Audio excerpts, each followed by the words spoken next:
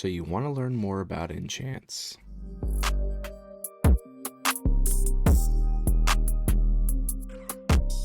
What kind of enchants do I want on my weapon so I can get through Sword Fighter Simulator to the top as fast as possible? What kind of enchants do I want to start keeping so that I can be prepared for the next update? What's the best enchants for damage? What are the best enchants for power?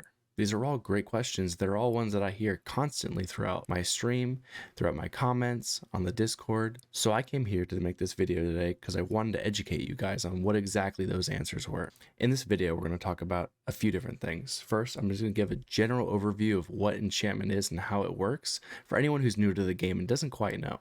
Then I want to kind of show you an overview of all the enchants that we have in the game currently, excluding the Christmas enchants that are no longer available. And then I want to get down to the questions that everybody really has, which is what are the best enchants that you can have? If you want to start like me, you're going to have to make sure that you're prioritizing getting the right enchants and the right weapons to maximize your potential. And then I'm going to show you a little bit of a present or a gift or a fun tool that I made that I'm going to make public to you guys down in the description of this video. So first, let's start. What is enchanting and how do I do it? So enchanting is going to become available to you when you get to Demon Hill. On the left, it's going to be an enchanter. It's going to say enchantments. This is where you can apply enchantments to your weapon. This is a weapon without an enchantment. This is a weapon that does have an enchantment. Weapons can come with either 1 or 2 enchantments. Here we see a weapon with 2 enchantments. The likelihood of getting a weapon with 2 enchantments is just a rare chance, a rare random chance when you're rolling on the enchanter. Speaking of the enchanter, in order to roll enchantments, you need something called arcane shards. Where do you get these shards? You get these arcane shards from the portals in every single map. You can also get them in the chests when you're doing dungeons. The amount of arcane shards that you have to spend varies depending on how rare the weapon is you're using. So if we wanted to roll a common weapon, it's going to cost us 1 shard. If we wanted to roll a rare weapon, it would cost us 2 shards. If we wanted to roll an epic weapon, it would cost us 3 shards. If we wanted to roll a legendary weapon, it's going to cost us 5 shards. If we wanted to roll a mythic weapon, it's going to cost us 8 shards. And if we wanted to roll a secret weapon, it's going to cost us 10 shards.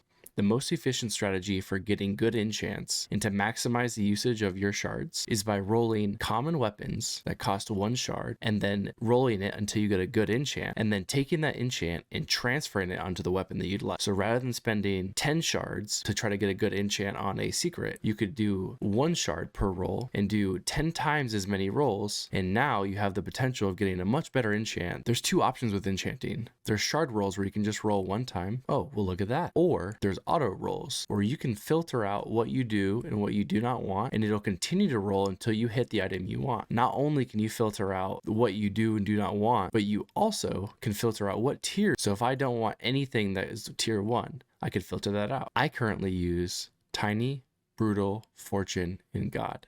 These are the primary ones that I want, but I almost never enchant while I'm not paying attention. So if we auto roll, by default, it rolls a single enchant. Sometimes you'll get lucky and it'll roll 2 enchants. Sometimes you get lucky and you get a fantastic roll. So now that you've seen the basics of enchanting, let's go take a look at what exactly there is available. So this is a spreadsheet that I made that kind of catalogs all the enchants and what they have to offer as far as impacts on your weapons. So we've got sharpness, we've got huge, we've got light, coins, smite, speedy, powerful, tiny, mighty, brutal, fortune, God, Slayer. Those are going to be all the potential enchants that you could roll. Inside the spreadsheet, I've also made a rating scale for how good the enchants are, starting at D all the way to S+ being the best. There's an auxiliary enchant rating called utility, and that's for systems that don't really affect your power or your damage, but do have a function in the game. Things that are D rated are terrible. You should always re-roll it. They have no purpose. Do not keep these. C rated are, I don't have very many shards, it's better than nothing, but I usually reroll it anyways. B rated is, I don't care about this weapon, it's going to serve a purpose, and I don't want to continue to use my shards. A grade is, this is a great enchant. It's not the best, and I could do better, but I should definitely consider using this. S rating is meta usage. These are some of the enchants that some of the best players in the game are using on their weapons.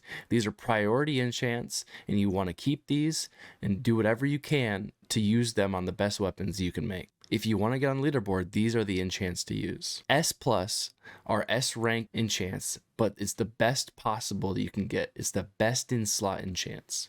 This is what the top leaderboard players are going to be using. These are something that you probably don't ever want to get rid of. An example of this, as we'll see later, is a God 5. So now that you've seen it, let's go through and let's filter out the stuff that we don't care about. Let's focus on what are some of the best enchants that you can get in Sword Fighter Simulator. So we have to look at enchants in two different purposes. One, trying to increase and get the most damage that we possibly can during our damage builds. Two, we have to look at power and building power and what are the best enchants we can use. I filtered out everything except for the A rank, the S rank, and the S plus rank to kind of show what exactly is the best of the best enchants we could be using for our damage. The first one that pops up is Smite 5. Why is this relevant? Because it gives you 150% increased crit chance. Why is crit important? Because this is helping you measure what's the likelihood that every time I hit with my weapon, is it going to crit?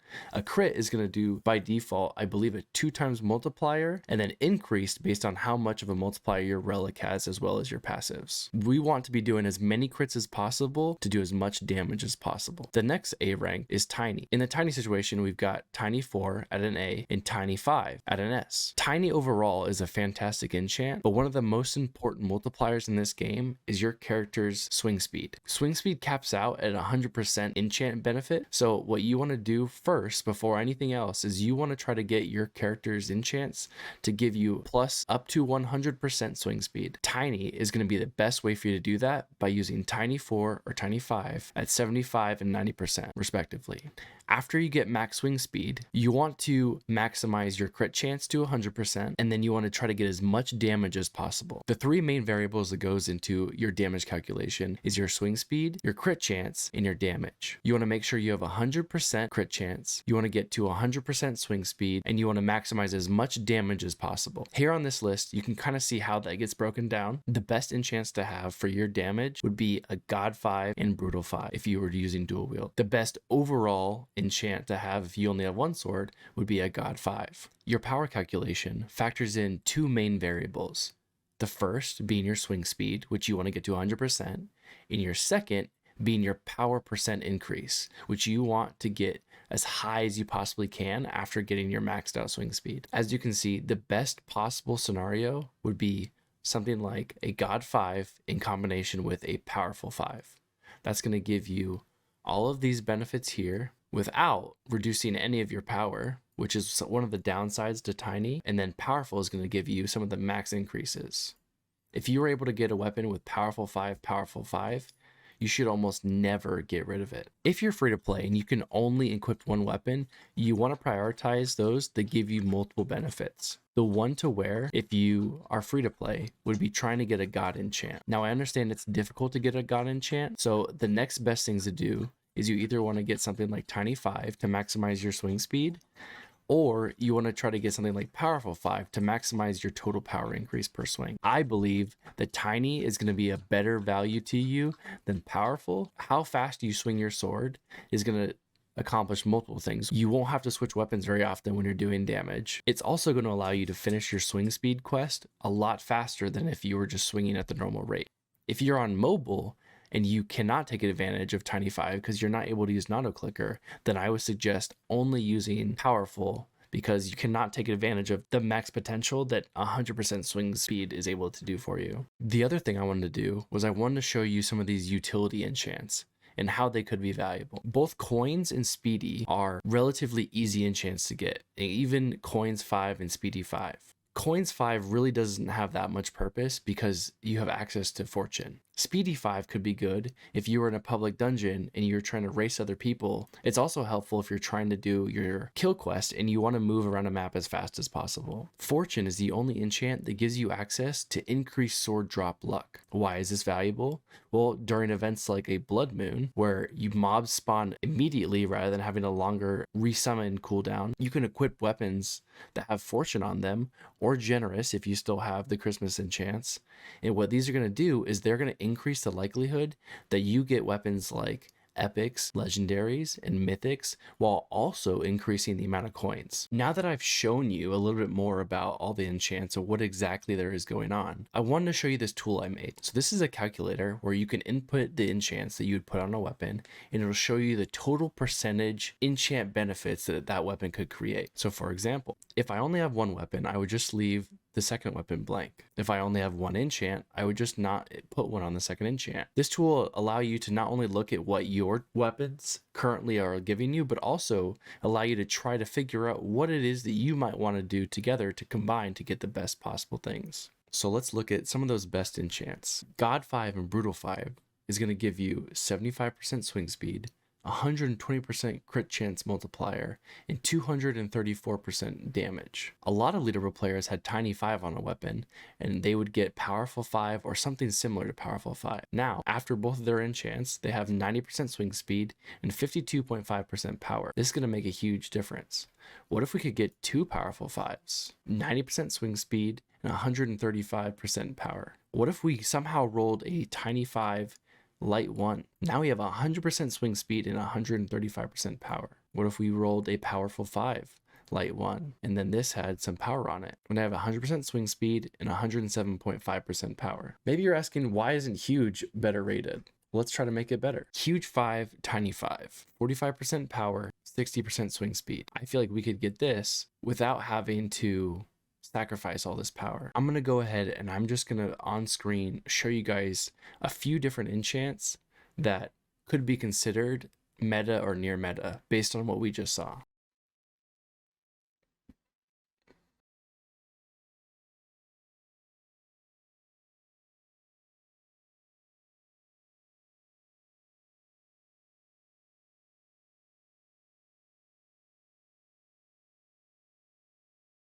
Hopefully this video has helped. Hopefully it's giving you a better understanding of not only what is involved in enchanting, how to do it, but also what exactly is it that you're wanting to keep versus not. Another detail that I'll mention is that one of the best ways to gather enchants is that you go to during a blood moon, go to the first map, and what you're going to want to do is you want to move as fast as possible and kill as many enemies as possible. During a blood moon, if you didn't know, there's a chance that the weapons that you get will have an enchant on them, just like Game Pass players are able to get with magic drops. So what you do is you run around the map on the first map during a blood moon and you kill as many enemies as you can, and then you go through the weapons you got, you get rid of anything that is not enchanted that you do not want, and then you can sell the rest. And you do that until the blood moon is over. The only downside to doing that method is that you're unable to do double rolls. There's not a chance that the weapons that drop during a blood moon could drop with double enchants on it.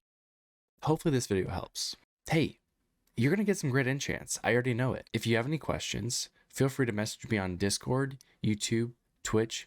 Don't forget to stop by, and don't forget to like and subscribe to this video. I stream almost every single day right now, and if you'd like someone to hang out with, or you need some dungeon carries, or you just want some good vibes, come on through. I'd love to answer your questions, and I'd love to help you out. Good luck. See you next update.